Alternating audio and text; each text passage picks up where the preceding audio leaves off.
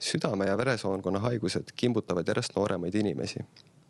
Ja järjest enam me räägime kõrgvererõhutõvest. Ning selleks, et aru saada, mis need haigused on, olen ma seekordsesse Tervisekassa taskuhäälingusse palunud 2 oma ala spetsialisti. Regionaalhaigla kardioloog Margus Viigimaa ja peremeditsiini arst, resident Johanna Ruus. Ja üheskoos arutleme, miks need haigused tekivad ja mida teha, et neid haiguseid ära hoida. Head kuulamist!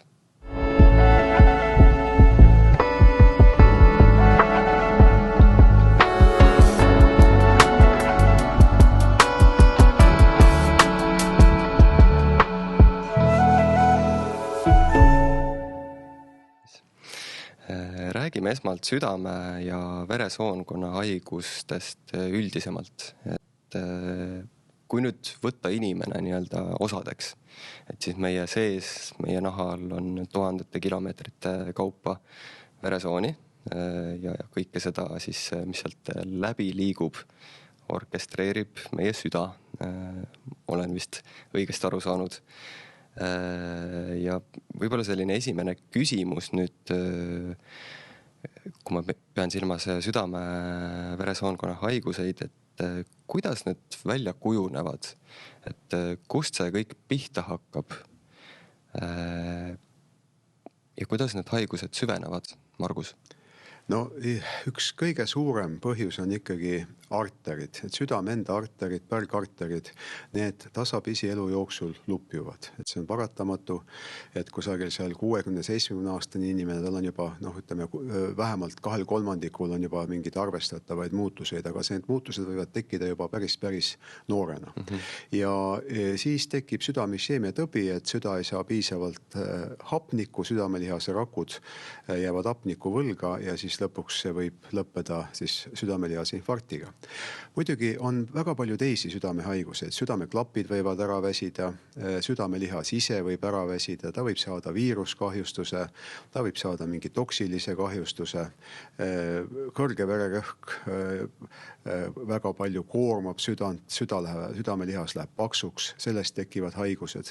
Nii et neid teisi variante on päris palju, on ka südame rütmihäired, on kaasasündinud südame juhteteed, mis on patoloogilised, on südame siis absoluutne arütmia ehk kodade virvendusarütmia, kus süda üldsegi mitte ei löö siis regulaarse rütmiga, vaid täiesti kakofoonilise rütmiga.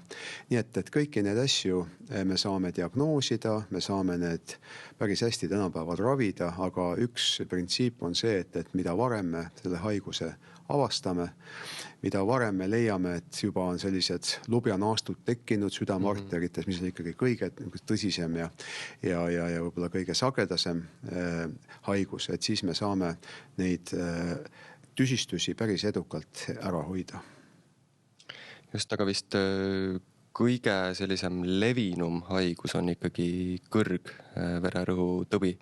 Et kuidas see haigus tekib, ma saan aru, et siis samamoodi, et veresooned lupjavad, see süda teeb rohkem tööd?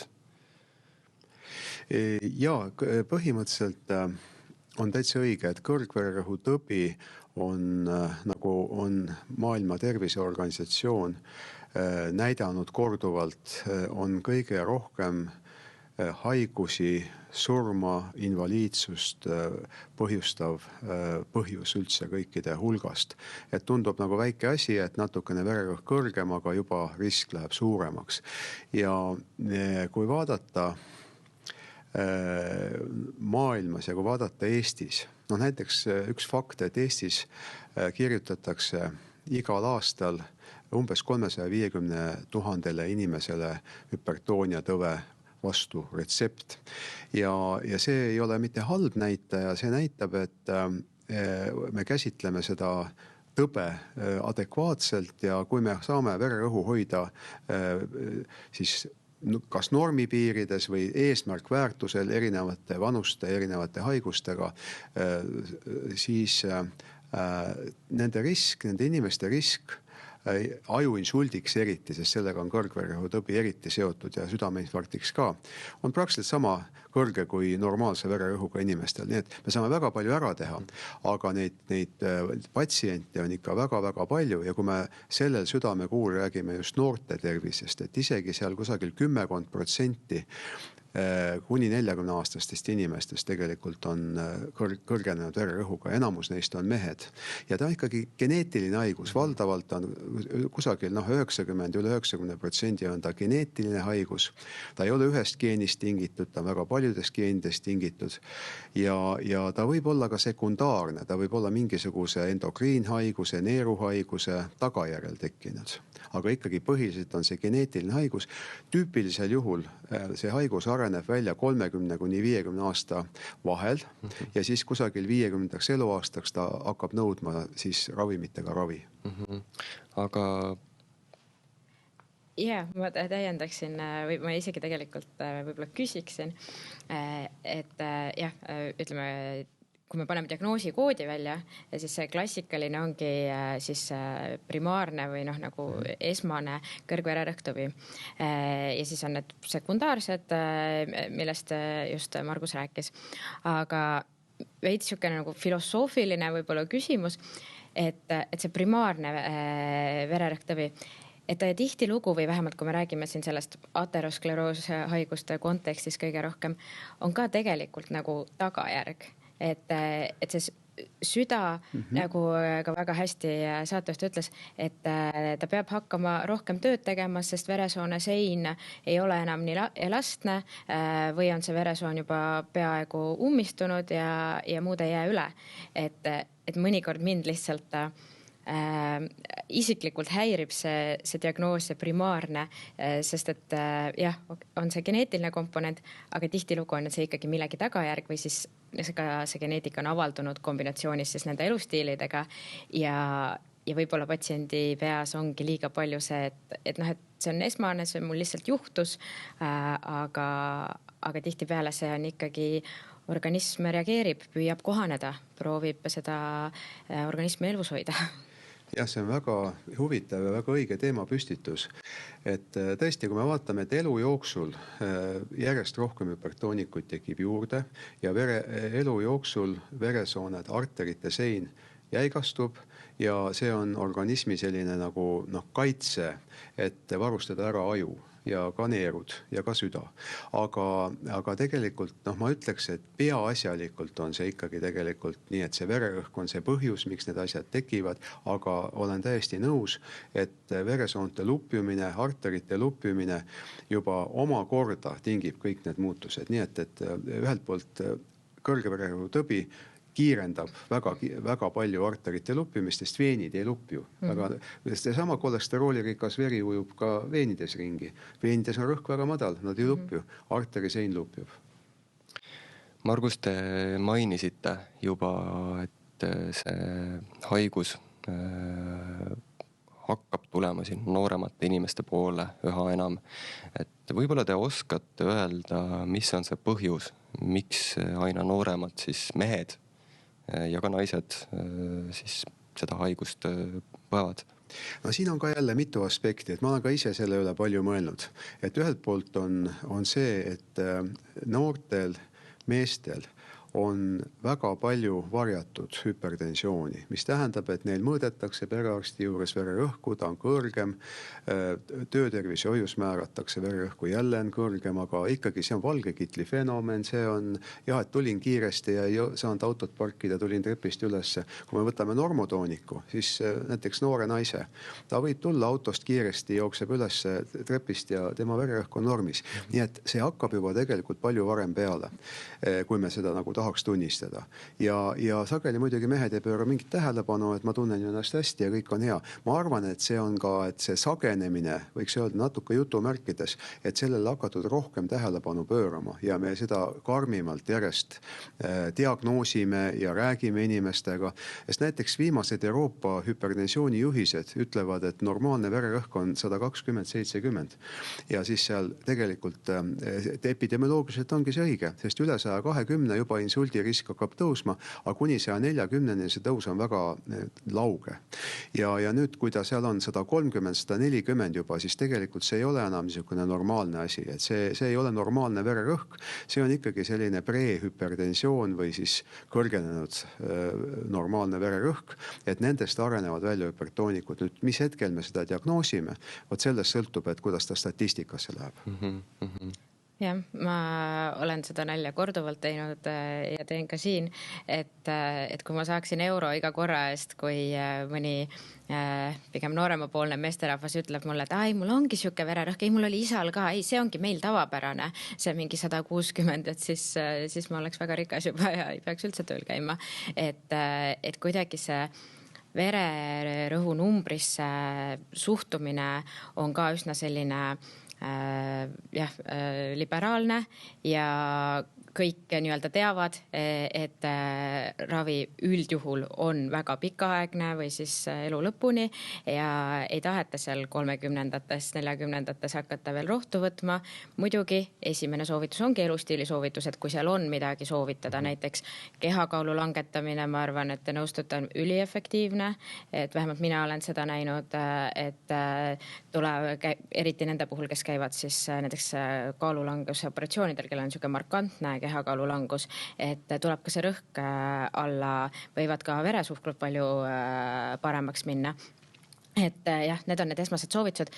Üldiselt neid ei võeta väga tõsiselt, sest et vererõhk on siuke, see haigus, me ei tunne seda. Me ei tunne seda, et meie organism harjub ära sellega ja kui sa murrad käeluus, ega väga konkreetselt näed ja tunned seda, et see käsi on katki, aga seda vererõhku ei näe ja ei tunne ja pigem on isegi vastupidi, et kui alustad võib-olla liiga agressiivse raviga, siis vererõhk läheb nii madalaks, et ehk siis normi aga patsient tunneb ennast nii halvasti, et arvab, et need on kohe halvad ravimid ja kõrvaltoimed ja mis iganes.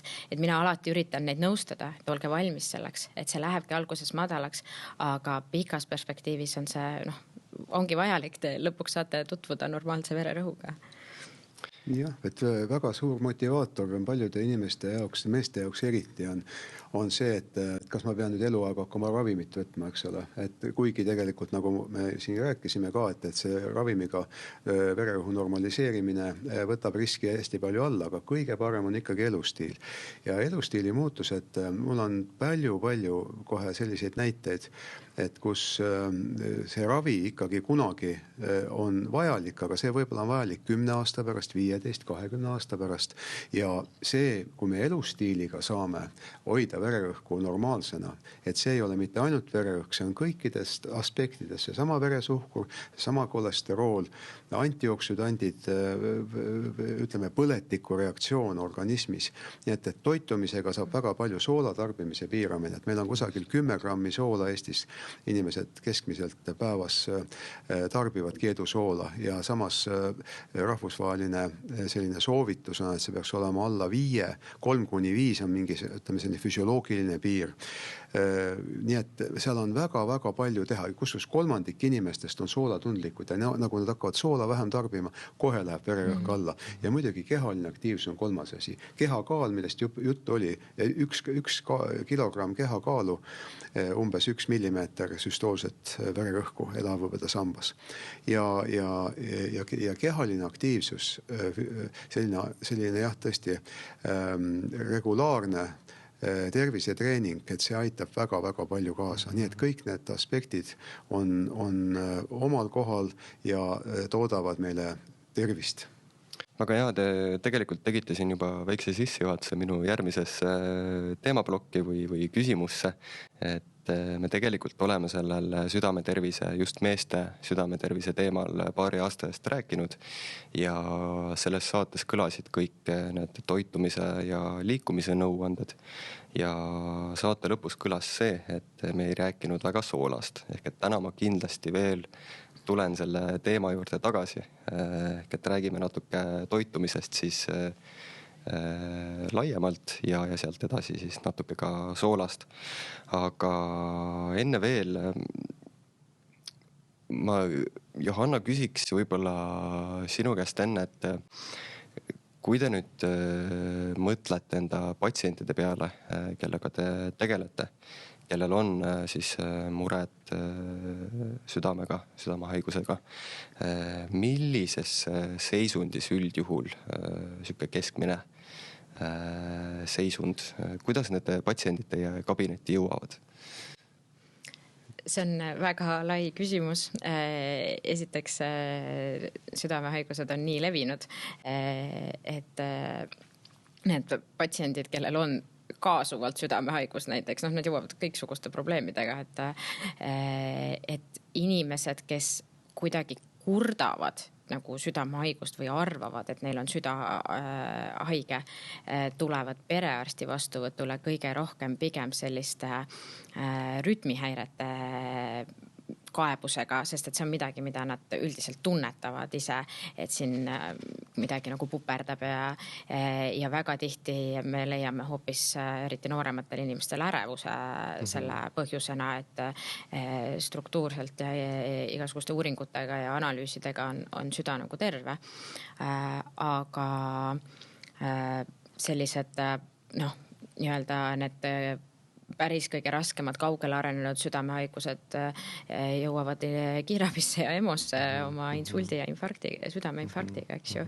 Et perearstil me tihtipeale avastame ise kõige rohkem seda sama vererõhuhaigust ja üldiselt mind on niimoodi koolitatud juba, et vahet ei ole, mis probleemiga patsient sisse astub ja kui vana ta on, siis vererõhuaparaat läheb sinna külge juba jutu jätkuks või muul ajal, kui ma võib-olla dokumenteerin, et see number ka ära mõõta ja siis on see rohkem alguses tavaliselt arsti mure, aga... Ja, kui ma nüüd mõtlen enda arstil käikude peale, et siis vist eranditult kõikidel kordadel saan selle aparaadi külge.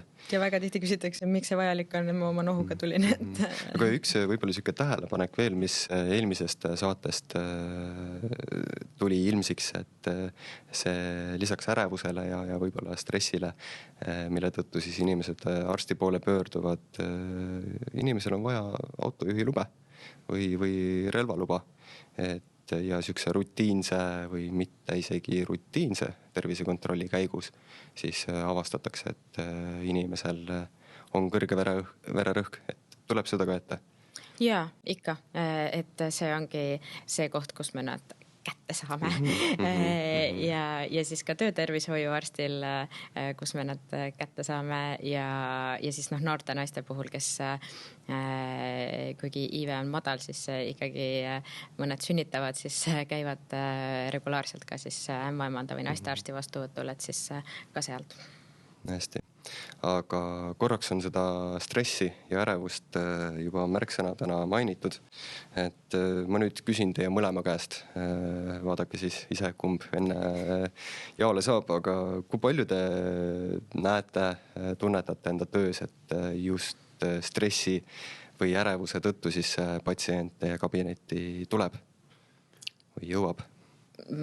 Väga tihti, aga tihtipeale see patsient ise ei tule, et tere, ma arvan, et mul on ärevus, et üldiselt see kaebus võib olla seinast seina, ükskõik mis sisuliselt, et igasugused valud on väga sage, mida patsiendid ise kurdavad, on unehäired ja võibki olla ainult nii-öelda unehäire, aga võib olla ikkagi unehäire, mis on tegelikult nii-öelda ärevuse sümptom, et õhtul need mõtted kõik keerlevad peas ja ei suuda ennast nagu rahustada ja nii edasi. Aga tõesti, seda on ülipalju ja mida ma tahaks võib-olla rõhutada, et seda on igal sool ja igal vanusel. Et tihtipeale räägitakse noorte vaimne tervis. Ma tahaks rääkida ka väga keskealiste meeste vaimsest tervisest, kes sellist häiret sisuliselt üldse ei tunnista. Seda on tõesti palju ja see ei ole ilmtingimata nagu kuidas ma ütlen, nagu halb või see on kuidagi hästi stigmatiseeritud. Meil kõikidel on ärevust, meil kõikidel on elusperioode, kui seda on rohkem ja meil kõikidel on elusperioode, kui see võib hakata segama elu.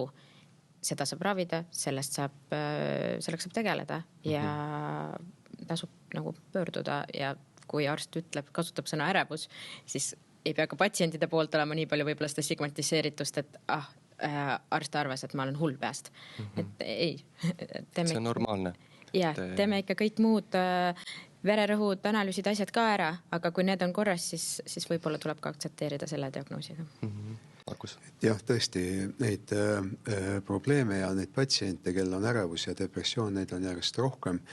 Ja kui vaadata statistikat, et siis kusagil 2018. aastast, kui me Tervise Arengu Instituudi neid monitooringuid, neid tulemusi vaatame, et tõesti COVID väga palju tõstis, siis majanduslikud mured, sõda, eks ole. Nii et kõik need asjad ja muidugi elutempo on läinud hästi palju kiiremaks. Ja kui me vaatame veel ärevus ja südamehaigused, siis stress, seda ei peetud väga oluliseks riskiteguriks veel aastat 10-15 tagasi. Isegi juhistes oli väga vähe sellest juttu.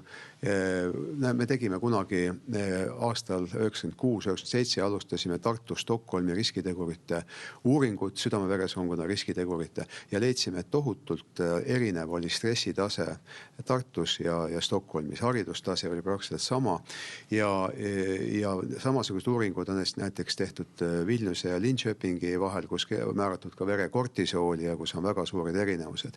Ja see kuidagi... Stockholmis oli siis kõrgem kui Tartus? Ei, tähendab, Tartus oli stressitase oluliselt kõrgem kui Stockholmis. Ja just, sest kortisool samamoodi Vilniuses kortisooli tasemed väga kõrged ja Linköpingis madalad. Ja see on psühhosotsiaalne stress, mis tegelikult 1994 oli Eestis kõige kõrgem südame-veresoonkonna haiguste suremus. Ja see järsult kerkis seal 92, 3, 4 läks ülesse kõikides Balti riikides, ka Lätis, Leedus. Ja siis tuli tagasi ja umbes samale tasemele, mis ta oli enne. Ja see oli need suured sotsiaalmajanduslikud muutused, mis Eestis toimusid. Ja nüüd on siis suremus langenud järjest üle 70% juba Eestis. Kusjuures Lätis ja Leedus ei ole nii palju langenud, kaugeltki mitte. Nii et me oleme kuskilt olnud tublid, aga stress on kindlasti üks oluline põhjus. Ja ma alati patsiendile, kui sa ütled, et teil on stress, ega nad ei taha nagu väga, võib-olla nad ei saa ise aru, sest ma alati püüan nagu olla hästi positiivne, et te olete hästi tundliku närvisüsteemiga. Ja näha kohe, kui inimene, et see on tal oluline probleem. Aga kui ta seda, kui me saame arsti ja patsiendiga ikka sellise hea kontakti ja lõpuks see stressi osa on oluline vererõhuhaigusel eriti, aga ka südamerütmihäiretel ja nii, et sellega me peame lihtsalt arvestama. Just ma selle stressi juurde tulen tagasi ja siit ka väike tähelepanek, te mainisite Tartut ja Stockholmi, et kui nüüd siuke uuring teha Tartu ja Tallinna vahel, et siis tundub, et need käärid võiksid olla veel suuremad. Aga see selleks. Tunnetuslikult ütleks, et ma arvan, et Tallinnas on suurem vähemalt autojuhtide hulgas. Just. Kindlasti on, aga ma vaidlen vastu, et see Tartu-Stockholm oli ikka suurem erinevus, aga see erinevus on Eestis kindlasti olemas. Aga ma võib-olla korraks lisaks siia lihtsalt sellega, et nagu te ütlesite, et kasutate sihukest väljendit, et mitte nagu liiga kohe peale lennata, siis ka minul on see eelis nagu perearsti töös, et ma näen seda patsienti uuesti, et ma alustan ka niimoodi, et minge koju ja mõelge selle üle umbes, et mis teil selle elus võib-olla viimasel muutunud on või midagi, et siis tulge tagasi, et räägime uuesti. Et see on nagu perearsti sihuke võlu võib-olla. Vaikne soojendamine. Ja üks asi, mis ma tahtsin veel mainida, et kui ma valmistusin selleks saateks, siis mina olin kardioloogias 2016 ülikoolis nagu tudengina tsüklis ja siis ma kohe postitasin enda Facebooki, ma otsisin eile üles ühe slaidi, ma ei mäleta, kes see õppejõud oli, kes meile seda näitas, et vaenulikkus tõstab siis suremust kardiovaskulaarhaigustesse ja mingi Kanada uuring oli seal välja toodud, et see ongi siis 10 aastat tagasi, 2006 on meil ja siis oli ta ikka naljakas küll ja näed kohe Facebookiga postitasin, et näed, et vaenulikkus on meil siin riskitegur. Kõik negatiivsed sellised stressorid, viha, kadedus, kõik need tõstavad ja positiivsed emotsioonid kõik langetavad südameriski. Inimesed, olge rohkem positiivsed ja vähem vaenulikud. Aga noh, juba siin jutt sellele ka viitab, et see tänapäevane elu vist neid südamehaiguseid rohkem esile kutsub. Või samas me oskame seda tänu tehnoloogiale rohkem märgata, et haiglates, perearsti kabinettides on võib-olla natuke uhkemad seadmed, meil kõigil on käe peal, no mitte kõigil, aga paljudel on käe peal nutikell, mis seda südamerütmi mõõdab. Et kas te näete siin võib-olla ka seda, et me lihtsalt teadlikult diagnoosime seda rohkem? Nagu te ütlesite, 90-ndatel tegelikult oli seda ju kõvasti rohkem.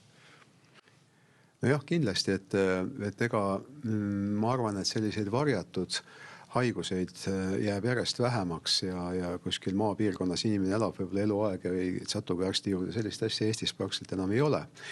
Aga nutikellad on väga head abivahendid, aga peaks kokku leppima täpselt, et mis andmeid sealt selle konkreetse inimese jaoks on vaja. Vahel nad muutuvad tervise ärevaks, nad vaatavad ja leiavad siis kusagilt kas AI käest või Google'ist, et oi, et see on halvasti ja too on halvasti. Südame rütmi variaabelsus või on see mingisugune muu parameeter ja vererõhku nad ei määra väga täpselt, need nutikellad. Nii et seal on omad probleemid, aga olen nõus, et see, kui inimene oma tervist jälgib, kui ta jälgib, palju ta samme teeb ja kuidas tal unekvaliteet, mitu tundi ta magas ja kuidas need unefaasid ja kõik see tegelikult annab tervisele väga palju juurde, aga seda peaks tegema kuidagi natukene, võib-olla teda peaks targal viisil tegema, et see oleks kasulik patsiendile. Just. Ja mina ka üldiselt väga tervitan seda, kui patsient tunneb oma tervise vastu huvi. Olen täiesti nõus, olen täiesti näinud inimesi, kes ongi saanud sellest nutikellast endale ärevuse ja ma olen palunud jumala keeli, et palun ära kanna seda enam, et iga kord, kui läheb trepist üles ja siis on pulss on korraks 120, et siis ta arvab, et nüüd hakkab surema, et ei, see läksid trepist üles. Aga iseasi, kas peaks nii kõrge pulss olema selle peale, aga see selleks. Aga samas ma olen ka kuulnud kardioloogidelt, et ongi nutikellad aidanud päriselt leida üles mingisuguseid olulisi rütmihäireid, et patsient on ise vaadanud, tulnudki selle kella raportiga nagu vastuvõtule ja see ongi ka siis pärast nagu nii-öelda diagnoositud. Ja kindlasti on meil läinud ka muidu diagnoosimine paremaks igas mõttes, et arstiabi kättesaadavus ja ka need tehnoloogilised vahendid, et me vist ei hakka siin võib-olla nendest minokadest ja nookadest rääkima, aga tegelikult me oleme võimelised juba väga peenel tasemel neid arterite sulguseid ju diagnoosima. Väga õige oli see rütmihäirete küsimus, et väga sageli on, et patsient ütleb, tal läheb vahel nagu südarütmist välja ja siis me paneme holteri peale talle ööpäevaks 2, vahel 3 ja ei leia sealt midagi. Ja lihtne on patsiendil on see kell kaasas, ta tuleb see rütmihäire, see võib väga harv olla ja salvestab 10 sekundit EKG-d, saadab arstile ja tegelikult meil on see diagnoos selge, et kas on seal supraventrikulaarne tahükardia, kas on kodade virvenduse rütmia või on ventrikulaarsed rütmihäired. Nii et need on kõik väga ilusti diagnoositavad, nii et tal on kindel osa olemas. Ja kindlasti aitab mõnedel, ma arvan, ka ärevust maha võtta. Et sul on kell peal, et ta annab sulle märku ja kui kell ei anna märku, siis võid kõike rahulikult teha ja trennis käia ja mõnedel aitab see just vastupidi, nagu, et neil on mingi kontroll olemas. Ma nüüd keeran selle mündi teistpidi, et just et need kellad ja võib-olla kõik see rohkus, mis meil siin maailmas on ja need notification'id, märguanded telefonil, et ka see ju tegelikult toodab sihukest ärevust. Sõjast me oleme rääkinud, võib-olla mõni uudisteportaal saadab telefonile neid märguandeid, et kindlasti ju ka need vastupidiselt siis on sellised kurjamid või pahad tegurid, et me oleme kogu aeg selle infomüra keskel ja see tekitab inimeses stressi. Aga korraks käis siit ka juba läbi see võib-olla selle stressi ja ärevusega ära harjumine, et saan ma aru, et meie siis organism suudab selle ärevusega, stressiga selliselt ära harjuda, et me võib-olla ei pane seda tähele, aga see mõjub meile südamele. jah, kindlasti selline krooniline stress on võib-olla kõige kehvem. Põhimõtteliselt on ju stress on ka elus nagu edasiviiv jõud, et noh, et ta mobiliseerib mingiks perioodiks, on vaja mingid eksameid teha või mingit, ma ei oska öelda, diplomitööd või magistri kraadi või doktorikraadi kaitsta ja see kõik on väga õige, aga et kuskilt poolt organismi vastupanu on ikkagi nagu piiratud ja kui me läheme sinna nagu väljakurnamisfaasi, et siis on lupiumise ja südamehaiguste suhtes väga negatiivne. Aga et jah, et kuidas seda aidata, et see on igal konkreetsel juhul on erinev ja noh, need antidepressandid ja keemilised võimalused on ikkagi sellised nagu viimased, et ikkagi töö- ja puhkeoleku selline tasakaal, kehaline aktiivsus on need sellised positiivsed variandid ja kui enam ikkagi elustiiliga ei saa seda kuidagi seda stressi maha ja läbipõlemist ja siis on ainult need ravimivõimalused, aga need on ikkagi jah, nagu järg teises faasis. Ma saan aru, et inimesed ja stressilävendid on erinevad. Nüüd, kui võrrelda, siis kas selline vaikne ja hiiliv stress, mis on kestev, ma saan aru, et see on siis siuke krooniline võib-olla muretsemine ja krooniline ärevus, on ikkagi ohtlikum kui sellised aeg-ajalt tekkivad sellised suuremad stressiolukorrad. Et juhtub korraks midagi, ma tunnen stressi, see läheb üle versus siis see, et ma tunnen igapäevaselt kuskil kuklas siukest tunnet. Jaa, kindlasti, aga ma korraks võib-olla ka filosofeeriks jälle, et ütlesid, et stressi nagu lävend on erinev, et seda see tähendabki, et siis kui ta ületab lävendit, siis hakkab see distress või see negatiivne mõju, eks ju, et ma arvan, et samasugune näiteks mingi töökoht või mis iganes võibki inimesele erinevalt mõjuda ja see, kellel on see lävend kõrgem, see ei saa selle tagajärjel kohe endale ärevust või mis iganes haigust, eks ju. Ja tema talubki seda töökohta paremini, soovibki sinna tööle paremini, nii lihtsalt ongi nagu mis iganes muud asjaga, mõni ei talvu, ma ei tea, palavat õhku või mis iganes, eks ju. Aga jah, et neid stressirohkeid sündmusi ongi eksamite periood või võib-olla ka siuke positiivne stress, ma ei tea, pulmadeks valmistumine, et need on nagu jah, korra elus. Meil loodetavasti on aina rohkem selliseid tervislikke toimetulekumehhanisme õpetatud, et selleks ei ole alkohol, vaid võib-olla just jooksma minemine või jalutuskäik metsas. Ja siis see periood läheb üle elus ja ongi võib-olla siuke edasikandev jõud, et õpid midagi sellest olukorrast või mis iganes, eks ju. Aga jah, selline igapäevane krooniline stress, võib-olla see stress ise, ma ei tea seda patofüsioloogiat nii hästi või kas üldse teadus on sinna maale jõudnud.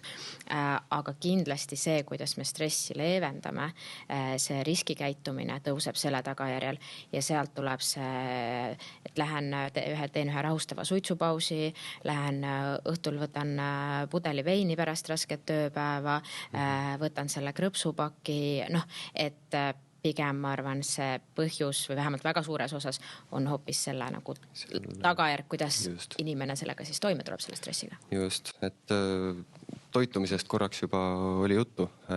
Ma väga eelmist episoodi ei tahaks korrata, ent siiski küsiksin paar sellist võib-olla mitte nii levinud arusaama, et teadagi aeg-ajalt ikka meediast võib lugeda, et eestlane tarbib liiga palju soola.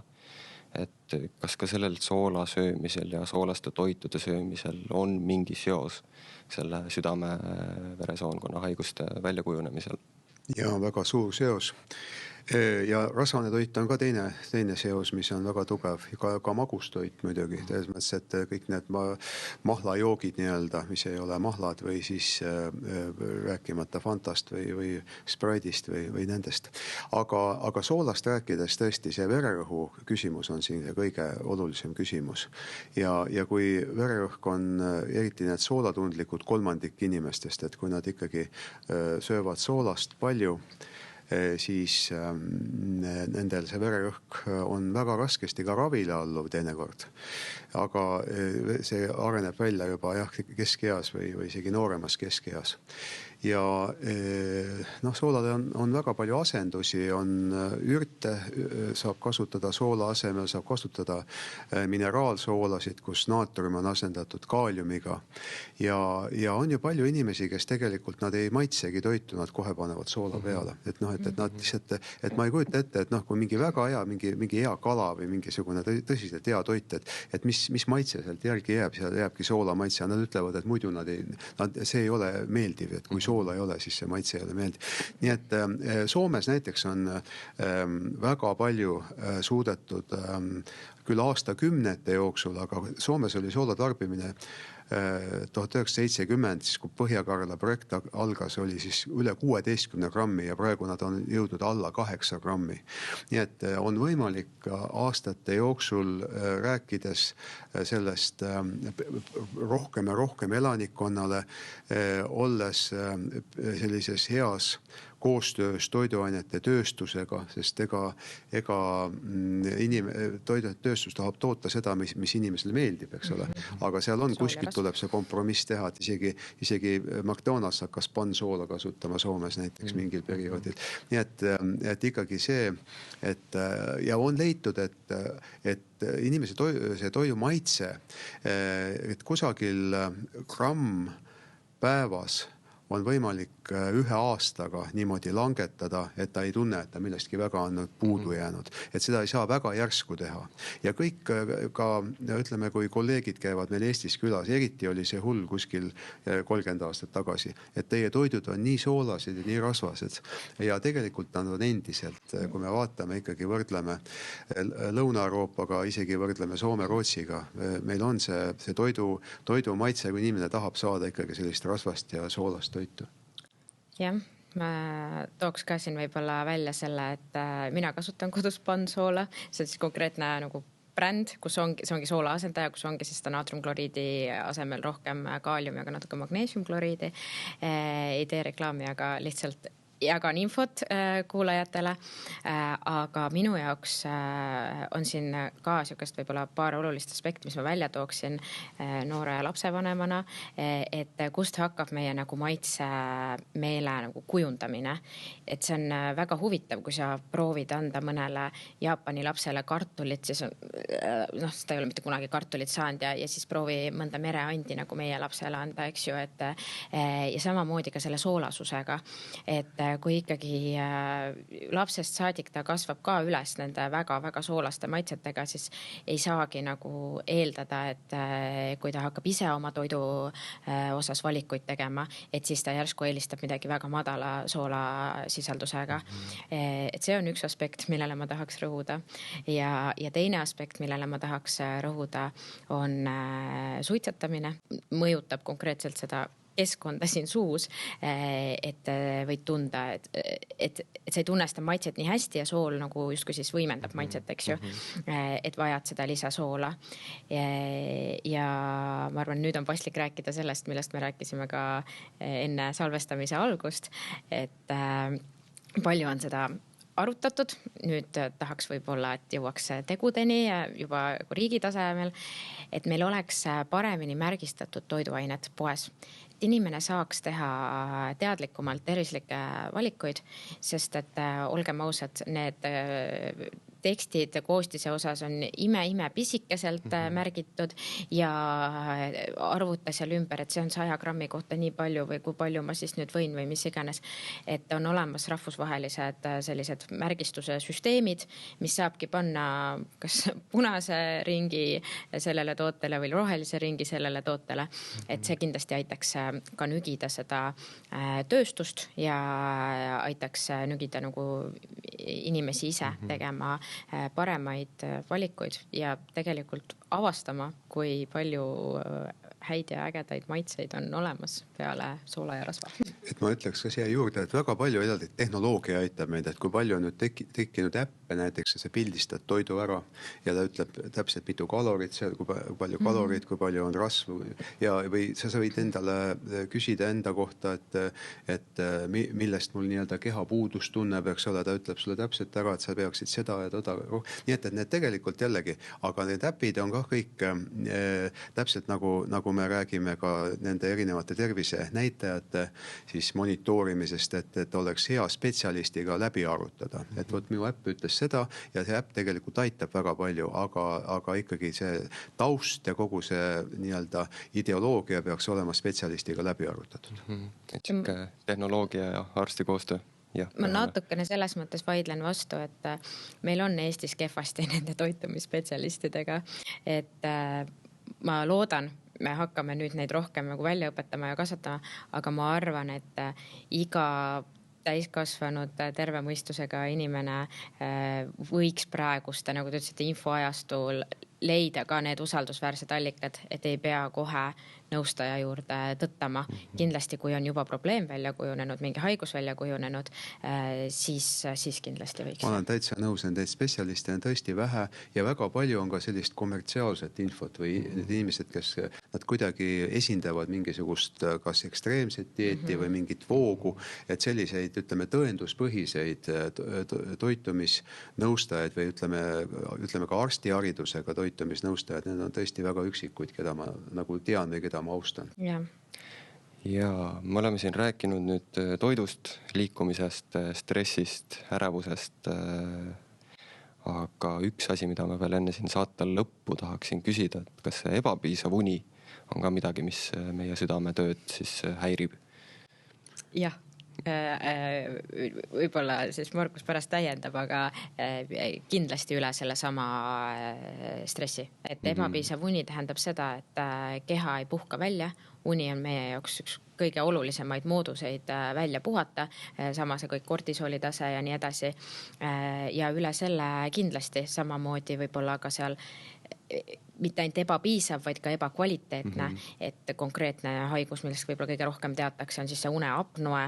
See sõna apnoe tähendab seda, et on pikad perioodid, kui inimene üldse ei hinga öösel. Ja teadupärast siis me räägime südamest ja verest üldse sellepärast, et veri kannab edasi hapnikku meie kehas, eks ju, et kõik rakud saaksid toimida. Ja kui me üldse ei hinga, siis me üldse ei saa hapnikku, et samal ajal ei saa meie aju hapnikku, ükski südamelihas ise ei saa hapnikku, eks ju. Et jaa. Jah, see tekitab kõrget vererõhku, rütmihäireid, aga jah, kui une sellist uuringuid vaadata, mis on maailmas tehtud, et on väga selgelt joonistub välja, et kui on alla 7 tunni uni, et siis on südamehaiguseid rohkem inimestel ja kuskil 7-9 on selline optimaalne aeg. On inimesi muidugi, mõni magab 4 tundi ja puhkab välja, aga see on pigem väga-väga suur erand. Mul üks Hispaania kolleeg näiteks on, kes on selline, aga see on erand, aga üle 9 tunni on ka selline natuke kahtlane, et seal võib olla, et suured uuringud näitavad, et seal on ka rohkem südamehaigusi ja võimalik, et ikkagi on põhjus selles, et neil on eelnevalt juba mingid haigused, mis tõttu nad magavad kauem. Nii et see aeg peab ikkagi täis saama, räägid inimestega, väga paljudel erinevad põhjused, kas on töötempo või on väiksed lapsed või erinevad põhjused, miks ei saa piisavalt uneaega. Ja siis järgmine asi muidugi unekvaliteet, et nagu siin juba juttu oli, et sellest sõltub ikkagi meie vaimne tervis, sõltub südametervis, ajutervis, nii et kõik on väga palju unes kinni. Ja olemegi nüüd sujuvalt liikunud nippideni, et kuidas siis enda südametervist hoida. Üks asi on siis kõik see toitumine, vähesem soolasöömine, korralik uni, küll mitte liiga pikk uni, sest vist ka see liiga pikk uni mõjub ka negatiivselt inimesele. Ma nüüd ei ole kindel selles enda väites. Aga võtaks teema sinna poole, et mida saab inimene teha ise, et enda südame tervist siis jälgida, et võib-olla kõikidel kodus seda vererõhu mõõtmiseks vajalikku aparaati ei ole, et mina tean, vähemalt minu kolleeg mulle ütles, et ma ei ole kindel, kas kõikides, aga paljudes Eesti apteekides saab enda vererõhku tasuta mõõta. Ja Johanna, ma nüüd küsin sinu käest, et kas ikkagi inimene, noor mees võiks korra aastas käia perearsti juures ja teha need analüüsid? See oli küsimus, millele ma kõige rohkem mõtlesin, kui mulle saadeti see ette, ka kolleegidega arutasin ja sellel ei ole lühikest vastust, nii et tuleb pikk vastus. Kui Eestis sünnib laps, siis kuni täiskasvanuks saamiseni meil on konkreetne nii-öelda tervete laste või laste jälgimise juhend, kus me laps jälgime ja ka igal visiidil nende vererõhku mõõdame. Ja ka sealt juba tulevad välja osad asjad, eks ju. Ja siis on meil alates 40. või 40. kuni 65. eluaastani nii-öelda tervete täiskasvanute jälgimise juhend, kus siis on tõesti kirjas, et see põhineb ka minu teada Euroopa kardioloogide seltsi nagu juhistel, et alates 40. eluaastast kord võiks seda vererõhku mõõta. Mis jääb nüüd sinna vahele, see 20 aastat umbes, eks ju, siis tegelikult sellist ühist soovitust ei ole. Ja sellele on mitu põhjust. Esimene põhjus on see, et lihtsalt üks vererõhu number ilma kontekstita meile liiga palju infot ei anna. Et kui tõesti käisid täna õhtul toidupoes, hüppasid apteegist ka läbi, ükskord mõõdeti see vererõhk ära ja siis sulle anti mingi paber, mille peal on see number ja siis nüüd mis on ju. Et tegelikult meil on väga konkreetsed juhised, kuidas on õige vererõhku mõõta, milliste vahedega, mis numbrist alates peab ravima ja nii edasi. Praegu ei hakka neid välja tooma, aga kui huvitab, siis võin öelda ka. Ja teine küsimus on siis selles, et need inimesed vahemikus 18 kuni 40, nagu me rääkisime, kõik need relvaload, juhiload, rasedusaegsed, et kui ise ütlesite ka, et sattusite mis iganes põhjusel arsti juurde, et kohe ikka vererõhuaparaat pandi, et suure tõenäosusega sealt tegelikult on inimesed tänapäeval arsti juurde jõudnud, seda on neil mõõdetud ja tihtilugu selle numbriga võib-olla lihtsalt mitte midagi tehtud või selle teadmisega või on ka mingi soovitus antud, aga see pigem nagu libiseb kõrvast mööda, sest et tuldi selle mingi muu probleemiga, eks ju. Ja mis ma nagu veel tahaksin öelda, et me võime teha kõikidele inimestele kõik uuringud ja kõik analüüsid ära mingisuguse intervalli tagant, teema enisite kord aastas, miks mitte 6 kuu tagant, miks mitte 3 kuu tagant, miks mitte iga nädal ja need võivad olla normis ja see inimene võib minna järgmine talv Tartu maratonil suusatama ja seal infarkti saada. Et võib anda ka siukse võlts enesekindluse, et mina olen hetkel, saan kohe varsti 32, suhtlen oma ealistega enamasti, eks ju, klassivendadega ja nii edasi. Ja neil on kõik näitajad normis ja nad ongi väga enesekindlad oma tervise suhtes. Kui ma vaatan nende tervislikke eluviise ja ma loodan, et nad annavad mulle siinkohal nüüd andeks või vaatan nende elustiile, siis ma olen täiesti kindel, et see haiguse, ütleme ateroskleroosi väljakujunemine on nende veresoontes juba alanud ja päris intensiivselt ja ka jätkub. Olgugi, et eile käisid töötervishoiuarstil ja kõik analüüsid olid normis. Ja, et ma tahaks öelda, et kõige kriitilisemad või kõige sellised olulisemad aastad inimeste elus on meestel 20 kuni 40, naistel 30 kuni 50, kus saab veel muuta, kus pannakse tegelikult paika see, et kas see nii-öelda südame-veresoonkonna haiguste tüsistus üldse elus tekib, kas ta tekib 60, 70, 80 aasta vanuselt ja võib-olla juba alla 50. Nii et need on need kriitilised aastad, kus me peaks oma tegelikult kõik need pardanäidud, ütleme, üle vaatama. Lipoproteiin A on juurde tulnud, üks väga tugev riskitegur, loomulikult halb kolesterool, veresuhkur, vererõhk. Need kõik peaksid olema monitooritud. Kui nad on korras, ega neid ei ole mõtet kogu aeg määrata, et see ei anna väga palju midagi juurde. Aga palju on sellist ignorantseid inimesi, kes vererõhk on kõrgem ja peabki olema, eks ole, kolesterool on ka kõrgem, ma ei tunne ju seda, eks ole. Nii et seal pannakse paika inimeste tervis ja tervislikud eluviisid on A ja O 50% vähemalt sõltub sellest. Toitumine on kõige tähtsam, me oleme arutanud kolleegidega, et kas liikumine või toitumine, liikumine kohe seal järel. Ja siis on, ütleme, kolmandaks on kahjulikud harjumused, mis peaks kõik välja juurima suitsetamisest alates, alkohol, ka energiajoogid, narkootikumidest rääkimata ja siis uni, lõpuks see stressi maandamine uni, et võt see annab nagu sellise võimaluse, et kui need 4 aspekti on täidetud, et siis on see tervisele hindamatu väärtus. Just. Mulle tundub ka, et me räägime kogu aeg nendest samadest asjadest. Söömine, liikumine, uni nagu ei jõua enam seda katkist plaati kogu aeg mängida. Et minu meelest tuleks siin leida, ma panen kõikidele tervishoiutöötajatele ja inimestele nagu südame peale, leida see sisemine motivatsioon, leida see miks. Et meile perearstidele juba õpetatakse nüüd seda motiveerivat intervjueerimist, et ma võin ükskõik kui palju seda nagu juttu rääkida, aga see soov peab tulema patsiendi seest, tema peab leidma selle motivatsiooni.